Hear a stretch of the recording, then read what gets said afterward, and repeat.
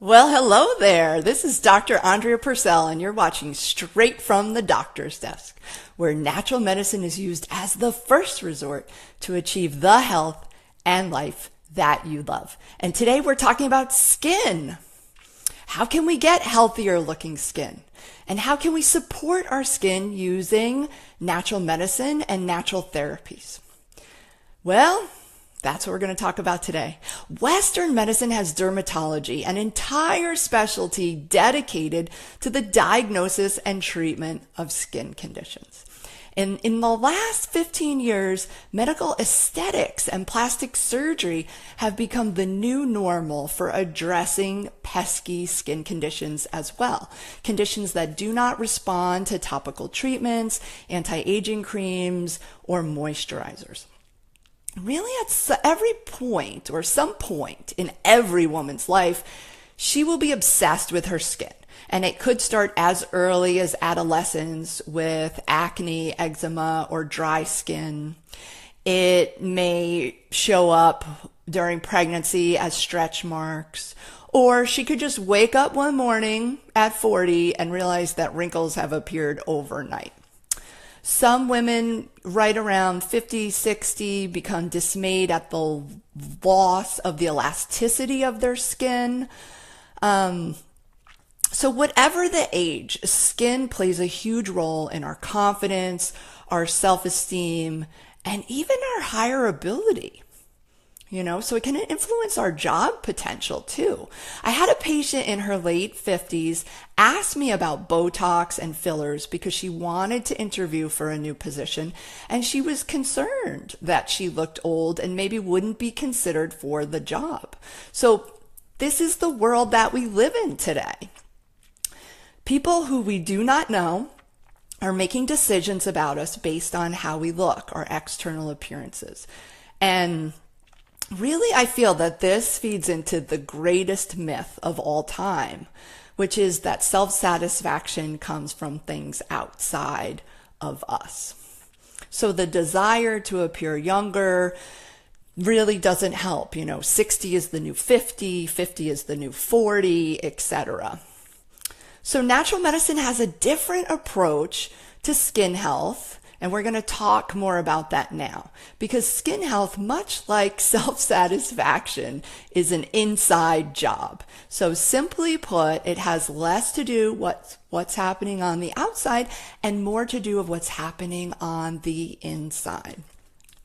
Now, while a decrease in hormones like estrogen, testosterone, and even some progesterone does attribute to skin laxity that comes with age, it's not the whole enchilada. There are other forces at work behind the scenes that affect the health of your skin. So first and foremost, your liver feeds your skin. I know you've heard me talk about liver before, love your liver, but blood rushes into your liver and the liver works hard to scrub it and clean all that blood. And then the liver then pumps that blood out to the heart to be sent to the rest of your body. So it makes sense then that the blood is cleaned by the liver, feeds your skin. So let's look at some of the nutrients that skin needs. Skin needs vitamin C, a lot of vitamin C. It needs zinc for elasticity and helps prevent bruising. It needs omega-3 fatty acids. It needs silica. Silica. You can take silica as a supplement, but you can also get silica from cucumbers, asparagus, cherries, all berries. And the skin needs beta carotene. So what is beta carotene? Beta carotene is a carotenoid that gives fruit and vegetables their pigment, and specifically the orange and yellow pigments found in fruits and vegetables. Beta carotene is also found in leafy greens. So what are some of our leafy greens? Kale, spinach, all varieties of lettuce. Okay, so if you're just eating romaine lettuce, you need to branch out, have some different kinds of lettuce.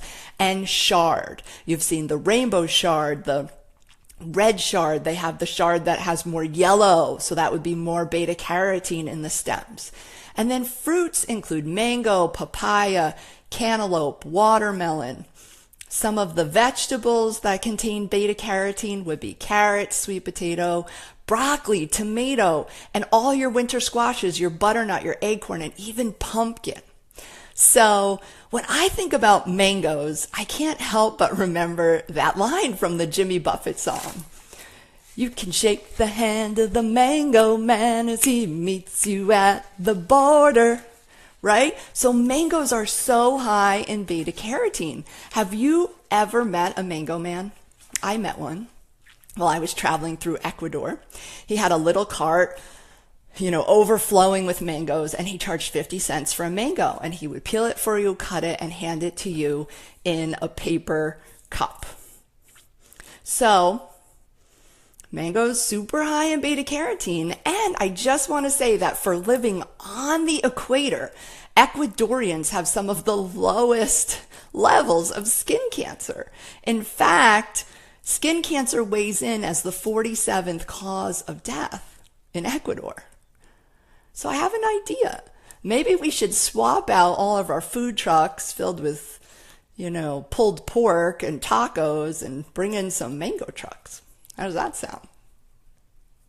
All right. So let's talk about liver spots. If you have liver spots, it's a red flag.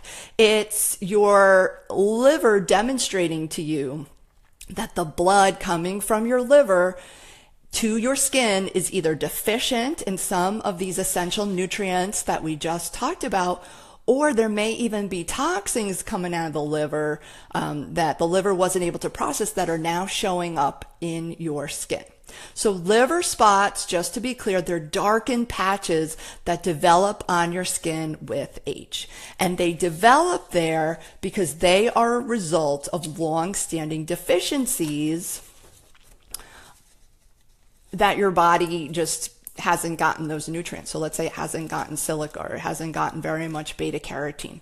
And deficiencies develop over decades because your body waits patiently for nutrients to arrive. I wonder what's going to come in today at lunchtime. I hope it's some leafy greens, right?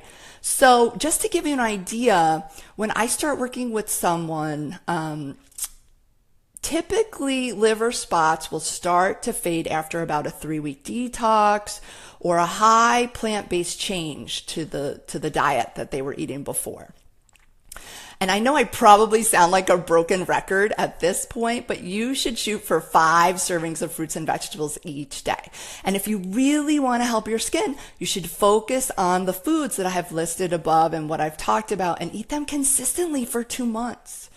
Should reduce animal fats, processed fats, fried foods, because these slow down your liver's ability to detoxify. And so what you want to do is you want to speed up the crank on your liver. You want to get it cranking along there, kind of like an assembly line. And when you put fat in or things that are not cleansing to the liver, it slows down the liver crank. And the assembly belt kind of now is at a slow crawl. So some of the easiest ways to add fresh fruits and vegetables to your day are to eliminate dairy, snack foods like crackers, chips, pretzels, even protein bars. And I call these crutch foods. So crutch foods are foods that you lean on in a pinch to satisfy your hunger. So you're leaning on them, kind of like a pair of crutches, okay? They act as filler. And once your stomach is filled up with filler, it doesn't leave any room for these yummy fruits and vegetables that your body needs. So instead of reaching for a crutch food, okay, reach for a smoothie, a fresh pressed juice, sliced veggies dipped into hummus or guacamole. Grab a piece of fruit. Even an apple with almond butter is a better choice than just eating a handful of pretzels. So at my house, I keep the fruit bowl completely stocked at all times, because I noticed that my husband and son were more willing to reach for the fruit if it was sitting right there, clean and washed and in front of their face. Because let's face it, we are all lazy.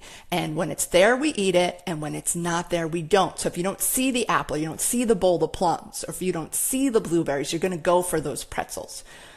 I mean, and let's just talk about how lazy we are, okay? So my husband and son are so lazy that they won't even wash the fruit when they pull it out of the fruit bowl. So that's why now I wash all the fruit before I put it into the fruit bowl. And I know something like that's probably happening in your house too. All right. Now, the next important point for skin is hydration. Hydration is so important because drinking plain water is not enough. Most of us are walking around chronically dehydrated. Think about it. What did you drink this morning? Coffee, tea? How many cups? How much water did you drink? How many ounces? How many cups of water will you drink before lunch today? Are you going to reach for another iced tea this afternoon? And how are you going to compensate for your hydration after that? Because all coffee, tea, soda, fake beverages contribute to dehydration. And when you sweat, you release concentrated salts. And plain water is not replacing those concentrated salts, right?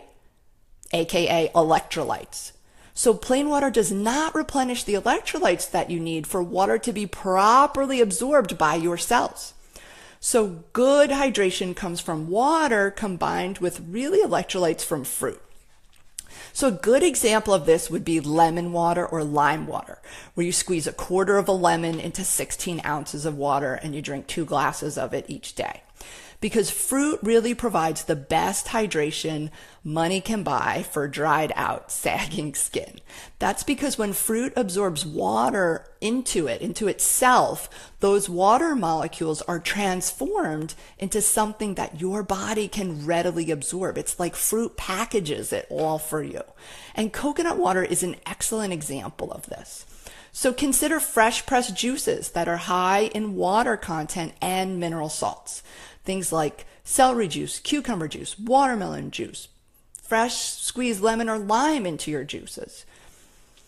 And another really good way to hydrate is with chia seeds. To make chia seed water, you must first grind the chia seeds and then soak them in the water. So a good ratio is start out with maybe 1 tablespoon of ground chia seeds to 8 ounces of water. Shake it, let them absorb and plump up, and then you drink it. All right. Well, I hope that today's chat has been enlightening for you. If you feel inspired, please leave a comment below. I would love to hear if you have some other thoughts about this. And I will see you soon on another update of Straight from the Doctor's Desk, because you become who you hang around. So let's hang out some more and we'll help change medicine one person at a time. Ciao for now.